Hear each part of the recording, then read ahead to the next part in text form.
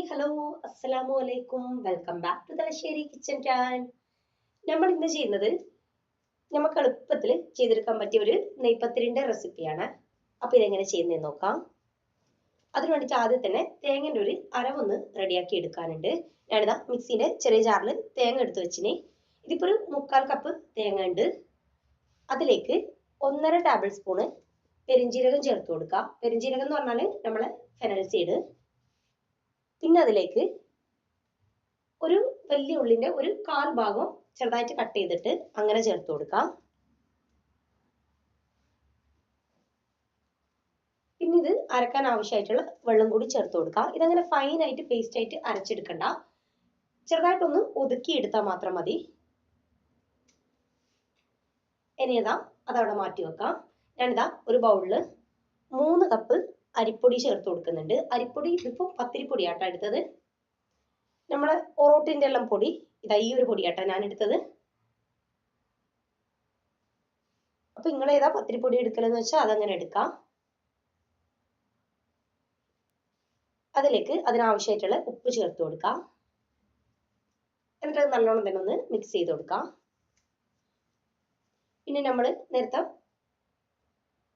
മാറ്റി വെച്ച ആ ഒരു തേങ്ങന്റെ ആ ഒരു അരവ് ഇതിലേക്ക് ചേർത്ത് കൊടുക്കാം. ഇത് കണ്ട ഈ ഒരു രീതിയിൽ ഒതുക്കി എടുത്തേട്ടാ ചെയ്തത്, അല്ലാണ്ട് ഫൈൻ ആയിട്ട് അരച്ചെടുത്തിട്ടില്ല. അപ്പൊ കുറച്ച് വെള്ളം മാത്രം ചേർത്തിട്ട് അതങ്ങനെ ഒന്ന് അരച്ചെടുത്താൽ മതി. എന്നിട്ട് അത് കൈവച്ചിട്ട് തന്നെ നല്ലോണം ഒന്ന് മിക്സ് ചെയ്ത് കൊടുക്കാം. പിന്നെ ഇതിപ്പോ ഞാൻ അരിപ്പൊടിയിലാട്ടാ ചെയ്യുന്നത്. ഇത് അരി പുതിർത്തിയിട്ട് അങ്ങനെയും ചെയ്യാം. അതിന്റെ റെസിപ്പി ഞാൻ മുമ്പേ ചെയ്തിട്ടുണ്ട്. ഇനി നമുക്കിതാ ഇതൊന്ന് വെള്ളം ഒഴിച്ചിട്ട് കുഴച്ചിട്ടെടുക്കാം. ഞാനിപ്പോ പച്ചവെള്ളത്തിലാട്ടാ കുഴച്ചെടുക്കുന്നത്. ഞാനിപ്പോ എടുത്ത ആ ഒരു പത്തിരിപ്പൊടി പച്ചവെള്ളത്തിൽ കുഴച്ചെടുക്കാൻ പറ്റിയതാട്ടാ. അതുകൊണ്ട് ഞാനിപ്പോ പച്ചവെള്ളത്തിൽ കുഴച്ചെടുക്കുന്നുണ്ട്. അപ്പൊ ഇതാ ഈ ഒരു രീതിയിൽ കുഴച്ചെടുത്തിന്.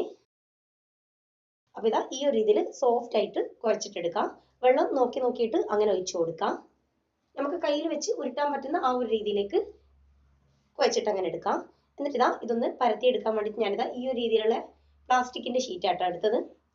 നമ്മൾ ഓയിലിന്റെ എല്ലാം കവർ ഉണ്ടെങ്കിൽ അത് മതി, അതിൽ പരത്തി എടുത്താലും മതി. അതിനിടയ്ക്ക് ഇപ്പോൾ ഇല്ലാത്തതുകൊണ്ട് ഞാൻ ഈ ഒരു രീതിയിലുള്ള പ്ലാസ്റ്റിക്കിന്റെ കവർ എടുത്തിന്. പ്ലാസ്റ്റിക്കിന്റെ കവർ അങ്ങനെ എടുക്കുന്നുണ്ടെങ്കിൽ വൈറ്റ് കളർ തന്നെ എടുക്കാൻ വേണ്ടി നോക്കാം. അല്ലാണ്ട് കളറുകൾ എടുത്തു കഴിഞ്ഞാൽ പിന്നെ ചിലപ്പോൾ ഇതിലേക്ക് കളർ വരും. അതുകൊണ്ട് കളറുകൾ എടുക്കാണ്ട് മാക്സിമം വൈറ്റ് കളർ അങ്ങനെ എടുക്കാൻ വേണ്ടി നോക്കാം. അപ്പോൾ ഇതാ ആ ഒരു പ്ലാസ്റ്റിക് ഷീറ്റിലേക്ക് ഞാൻ ഓയിൽ ഒന്ന് തേച്ച് കൊടുത്തിന്. എന്നിട്ട് നമ്മൾ റെഡിയാക്കി വെച്ച ആ ഒരു അരവന്ന് ഈ ഒരു രീതിയിൽ കുറച്ച് വലിയൊരു പോർഷൻ എടുത്തിട്ട് കയ്യിൽ വെച്ചിട്ടൊന്ന് ബോളാക്കിയിട്ട് ഇതാ ഈ ഒരു രീതിയിൽ വീഡിയോ കാണുന്ന രീതിയിൽ ഇതൊന്ന് പരത്തി കൊടുക്കാം. കൈ വെച്ചിട്ട് പരത്തി കൊടുക്കാം. ഇത് പരത്തി കൊടുക്കുന്ന സമയത്ത് ഫസ്റ്റ് സെന്ററിൽ നിന്ന് പരത്തി തുടങ്ങാം. എന്നിട്ട് സൈഡിലേക്ക് അങ്ങനെ പരത്തിയിട്ട് വരാം. ഇത് ഈ ഒരു രീതിയിൽ നമുക്ക് പ്ലാസ്റ്റിക് ഷീറ്റിൽ ഇത് എടുക്കാം. ഇതല്ലാണ്ട് വേറൊരു മെത്തേഡിൽ പരത്തുന്നത് ഞാൻ കാണിച്ചു തരാം. ഈ ഒരു രീതിയിൽ ഫസ്റ്റ് ഇതിലേക്ക് വെച്ചു കൊടുക്കാം.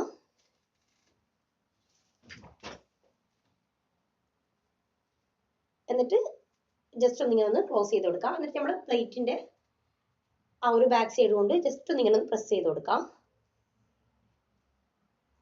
ഫസ്റ്റ് ഞാൻ കാണിച്ച രീതി പരത്തിയെടുക്കാൻ ബുദ്ധിമുട്ടുള്ള ആൾക്കാർക്കാണെങ്കിൽ ഈ ഒരു രീതിയിൽ ചെയ്യാം.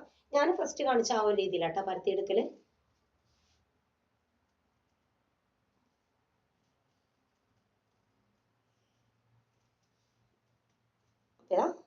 ഇനി ഇതും ബുദ്ധിമുട്ടുള്ള ആൾക്കാണെങ്കിൽ ഈ ഒരു രീതിയിൽ ചെയ്യാം. ഇത് നമ്മൾ ഫസ്റ്റ് പരത്തിയെടുത്ത ആ ഒരു ഏകദേശം അത് രീതി തന്നെയാണ്. പക്ഷെ ഈ ഒരു രീതിയിൽ ഒന്ന് ഇങ്ങനെ ഒന്ന് കറക്കി കൊടുത്താൽ മതി. പിന്നെ നിങ്ങൾ ഈ വീഡിയോ കണ്ടുകൊണ്ടിരിക്കുന്ന സമയത്ത് നിങ്ങൾക്ക് ഈ വീഡിയോ ഇഷ്ടമാണെങ്കിൽ ഒന്ന് ലൈക്ക് ചെയ്യുക. ചാനൽ ഇഷ്ടമാണെങ്കിൽ ഒന്ന് സബ്സ്ക്രൈബ് ചെയ്ത് സപ്പോർട്ട് ചെയ്യുക. തൊട്ടടുത്തുള്ള ബെല്ലൈക്കൺ കൂടി ഒന്ന് പ്രസ് ചെയ്യുക. എങ്കിൽ മാത്രമേ ഞാൻ ഇനി വീഡിയോസ് ഇടുമ്പോൾ നിങ്ങൾക്ക് നോട്ടിഫിക്കേഷൻ കിട്ടുള്ളൂ. അപ്പൊ ഇതാ ഈ ഒരു രീതിയിലും പരത്തിയെടുക്കാം. ഇതൊന്ന് പൊരിച്ചെടുക്കാൻ വേണ്ടിയിട്ട് ഞാനിതാ ചീനച്ചട്ടി വെച്ചിട്ടുണ്ട്. അതിലേക്ക് കുറച്ച് ഓയിൽ ഒഴിച്ചു കൊടുക്കാം. ഓയിൽ നല്ലോണം ചൂടായ ശേഷം നമുക്ക് നമ്മൾ പരത്തിയെടുത്ത നെയ്പത്തിരി ഇതിലേക്ക് ഇട്ട് കൊടുക്കാം. ഇതൊരു മീഡിയം ടു ഹൈ ഫ്ലെയിമിൽ ഇട്ടിട്ട് ചെയ്യാം. കാരണം ലോ ഫ്ലെയിമിൽ ഇട്ടിട്ട് ചെയ്യണ്ട. അങ്ങനെയാകുമ്പോൾ കുറേ നേരം എണ്ണയിൽ കിടന്നിട്ട് അതങ്ങ് വല്ലാണ്ട് അങ്ങ് ഹാർഡായി പോകും. ഒരു മീഡിയം ടു ഹൈ ആ ഒരു ലെവലിൽ ഫ്ലെയിം കൊണ്ടുപോവാം. അപ്പൊ ഇതാ ഇതിട്ടിട്ട് കുറച്ച് നേരം ഒന്ന് കഴിഞ്ഞാൽ ഇത് ജസ്റ്റ് ഒന്ന് പൊങ്ങി വരും. ഇതൊന്ന് പൊങ്ങി വന്നു കഴിഞ്ഞാൽ 1 മിനിറ്റ് കഴിഞ്ഞിട്ട് അടുത്ത സൈഡിലേക്ക് അങ്ങനെ തിരിച്ചിട്ട് കൊടുത്താൽ മതി. കാരണം രണ്ട് സൈഡിലും കളർ നമുക്കൊന്ന് കുറച്ചൊന്ന് ചേഞ്ച് ആക്കി എടുക്കണം. ഒരു ഗോൾഡൻ ബ്രൗൺ ആ ഒരു കളറിൽ കിട്ടണം.